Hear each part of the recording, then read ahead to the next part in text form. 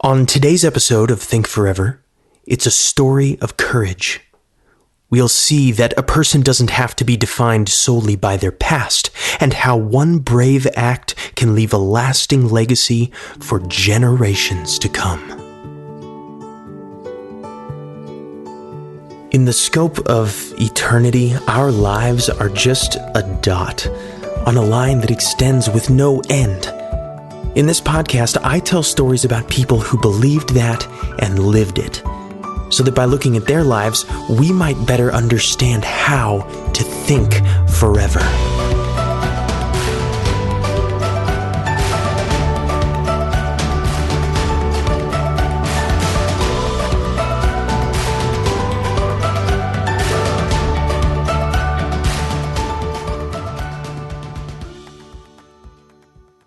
Episode 8, Lionheart.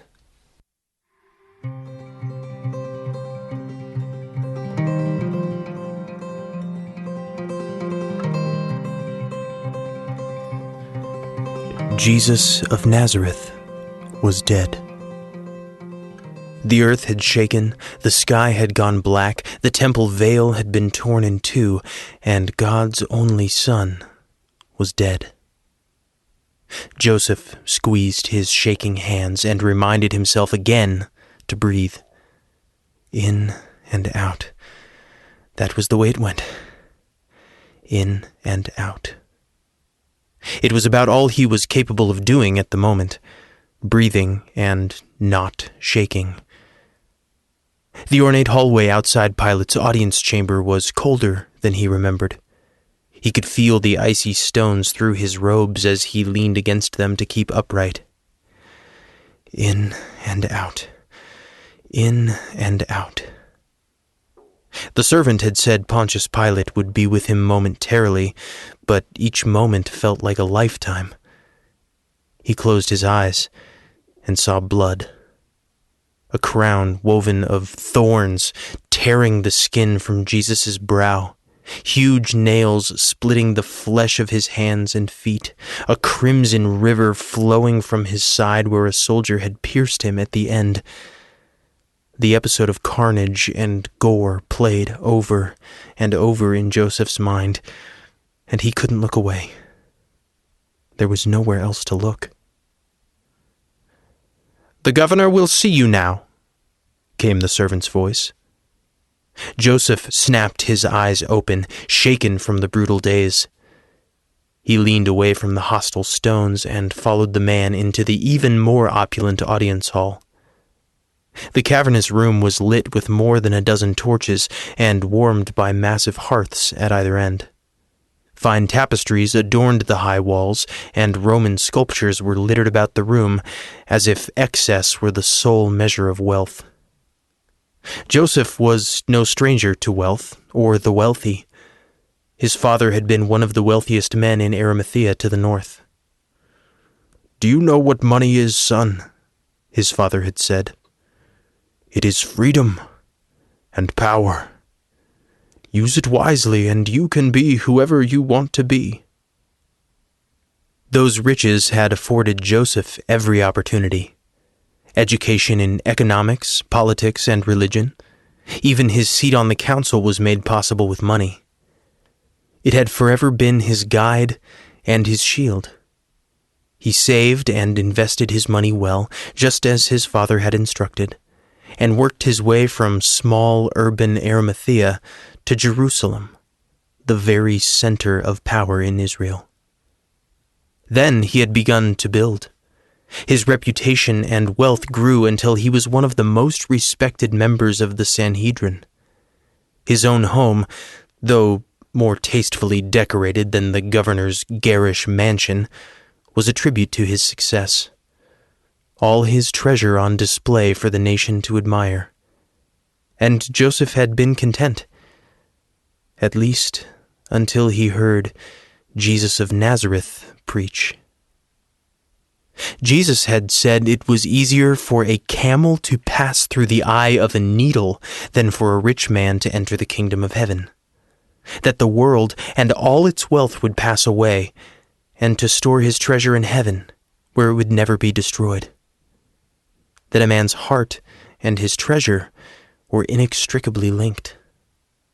He spoke with the very voice of God, and Joseph had believed him, and followed him, and loved him. Pilate reclined at a table near a fireplace on the far side of the room, and eyed Joseph over the top of his raised goblet of wine. "And how is my favorite Pharisee today?" Joseph tried for a half-smile, but only managed a grimace and a grunt. Keep moving, Joseph thought. No time for tears now. He hadn't cried when they had beaten Jesus or dragged him to his cross.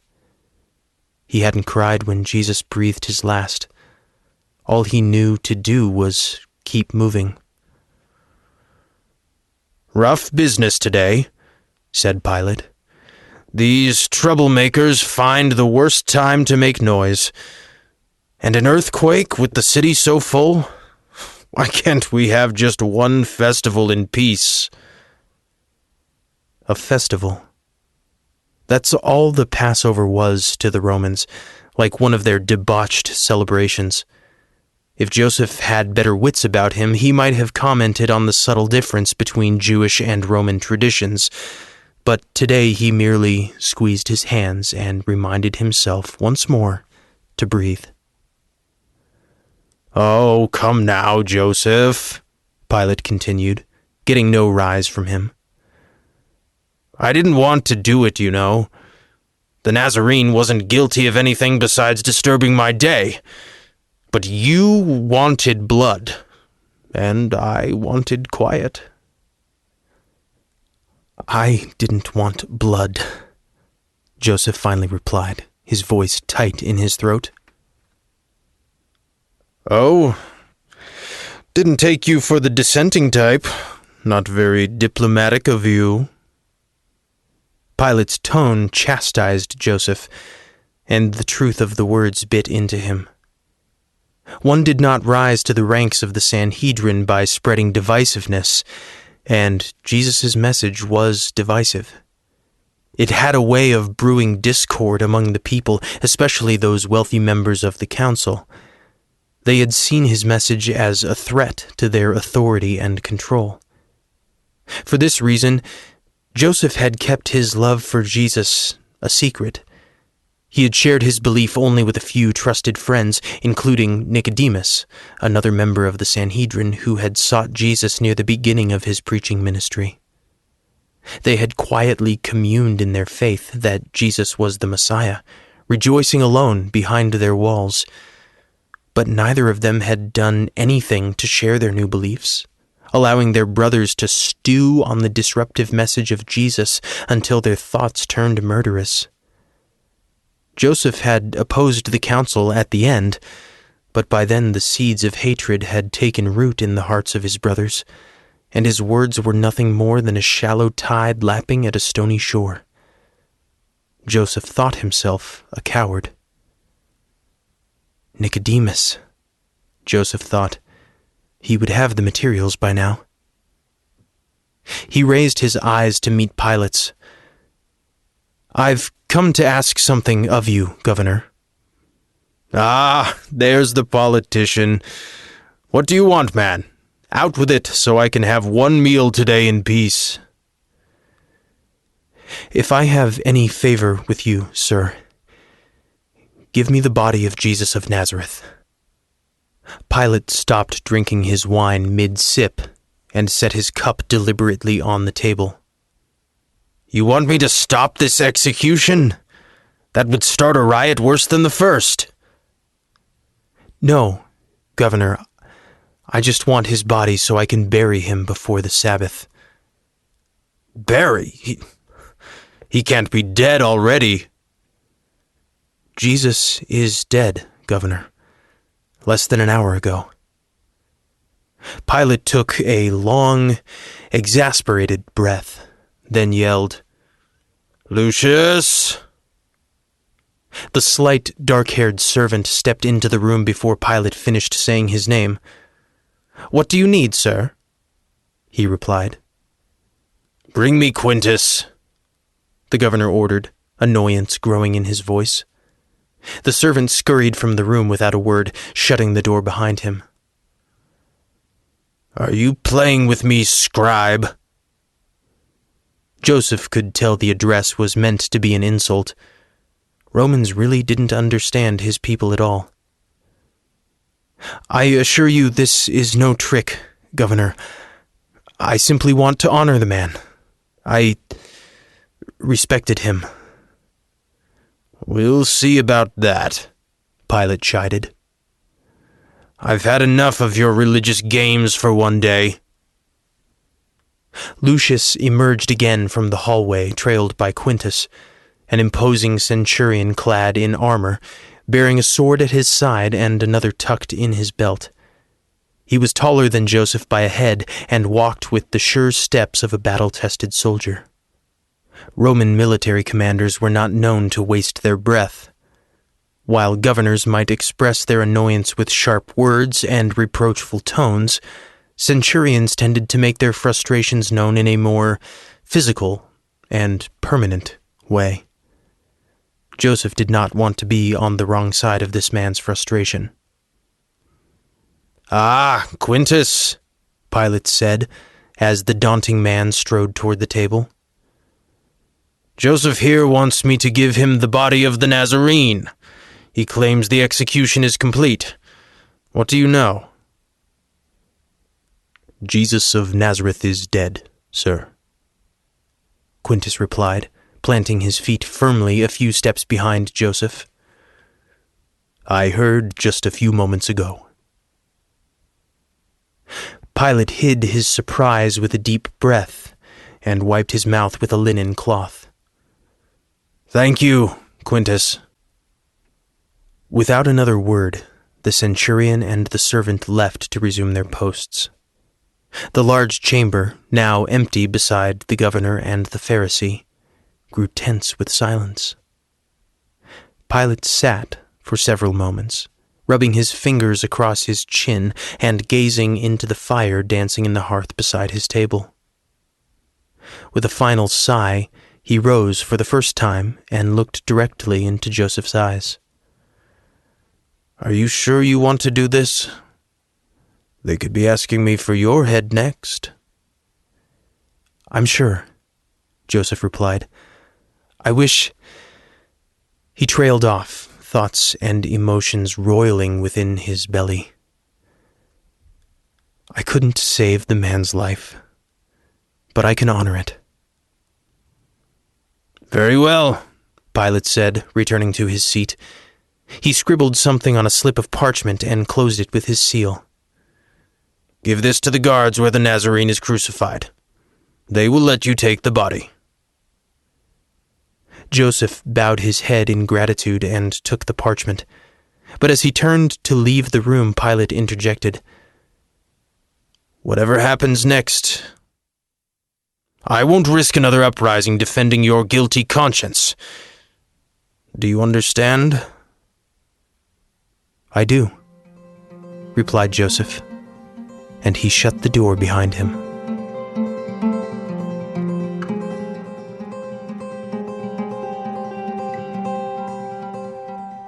"Nicodemus," Joseph shouted from across the street.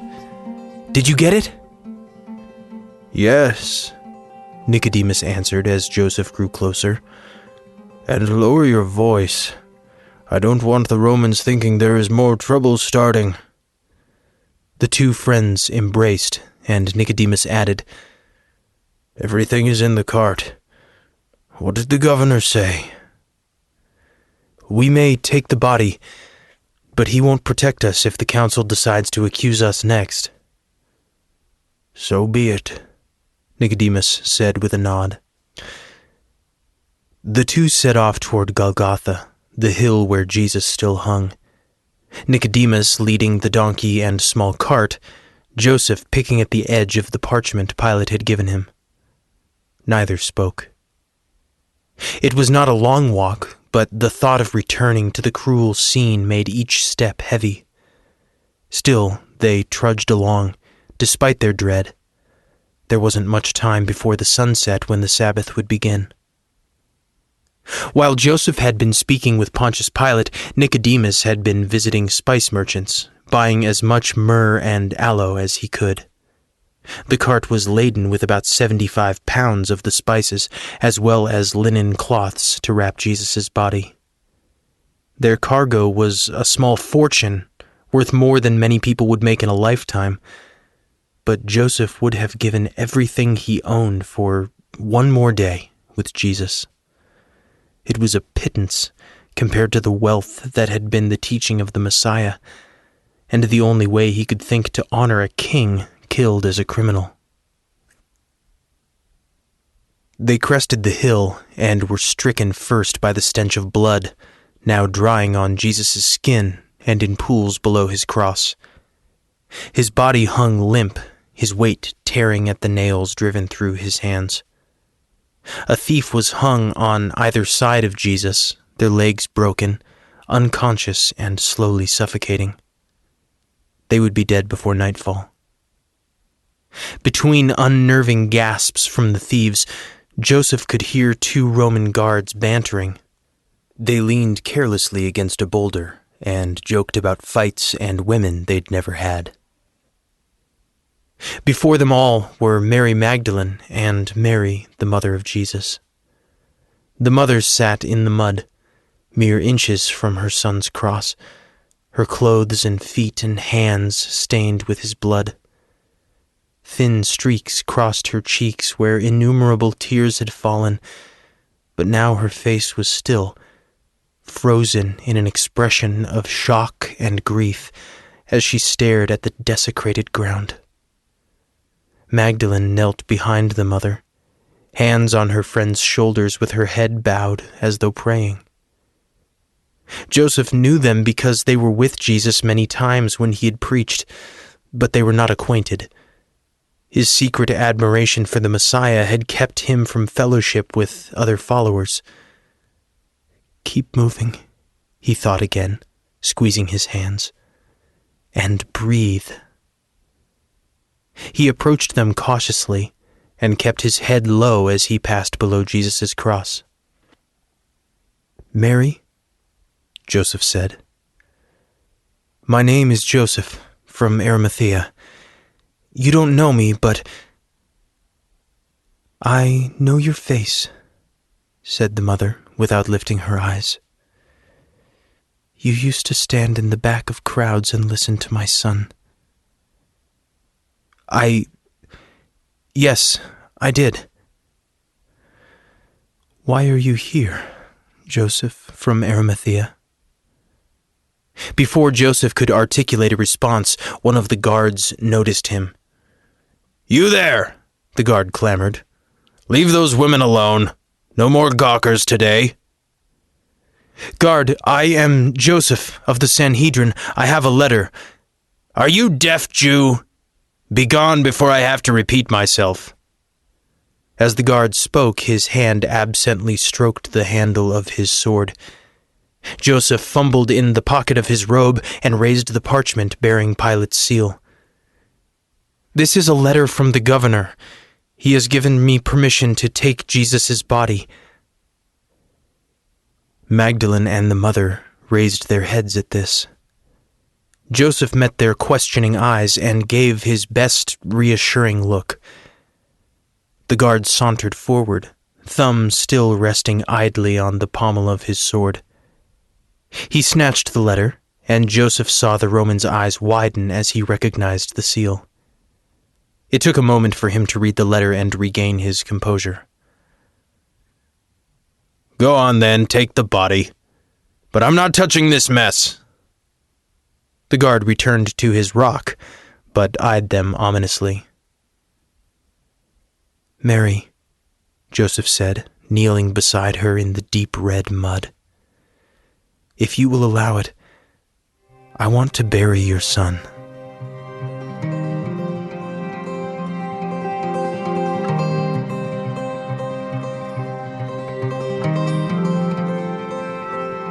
Joseph and Nicodemus worked quickly to get Jesus' body down from the cross. They untied the ropes from his raw arms and pried loose the nails from his hands and feet. By the time they had the body in the cart, both men were covered in the blood of their Lord. Joseph led the small group silently to a garden near the hill, where he had recently purchased a new tomb cut into the rock. He had meant it to be his own, a lavish home in death to mirror the one he'd had in life, a place where he could forever be remembered in the city that had become his home, a stone monument to all he had achieved. His achievements hung like a weight around his neck as the four prepared Jesus' body for burial. All the wealth in the world would not shield him from the shame of hiding his love for the Messiah in life. At least Joseph could offer him what remained in death. They finished applying the ointments and wrapped the body just before the sun went down. Nicodemus and Magdalene went to prepare the cart, and Joseph waited just outside the tomb to give the mother a moment to say goodbye in solitude. As she left the tomb, Joseph tried to muster words of solace, but what came out was, "I'm sorry, Mary. I'm sorry I didn't do more while I could. I was so afraid. Joseph," she said, a kind, sad smile on her face. "You showed courage today when everyone else left us. My son knew the hearts of men, and I think yours is like a lion. This was a burial fit for a king. Thank you." Mary went to join the others, and Joseph started to roll a large stone in front of the entrance of the tomb. One final action before the sun set on this, the darkest of days. Action, Joseph thought as the stone settled into its final resting place. Always action, always moving. I can't keep moving. He relaxed his hands and ran them up and down the smooth surface, breathing deeply.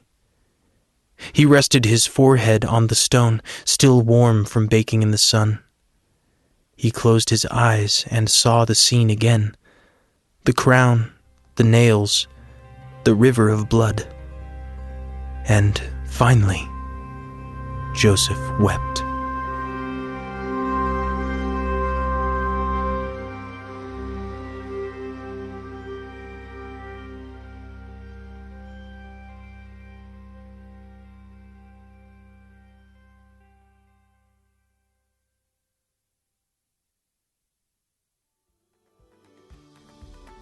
Thank you for listening to this episode of Think Forever. The story was written and performed by me, Joe Mayers, and produced by Aaron Kretzmann. If you're enjoying our show, we'd love it if you would subscribe and leave us a review wherever you listen to your podcasts. And make sure to join us this Easter Sunday for our special season finale episode, when I will be joined by Bob Shank to go behind the scenes of this story, Lionheart.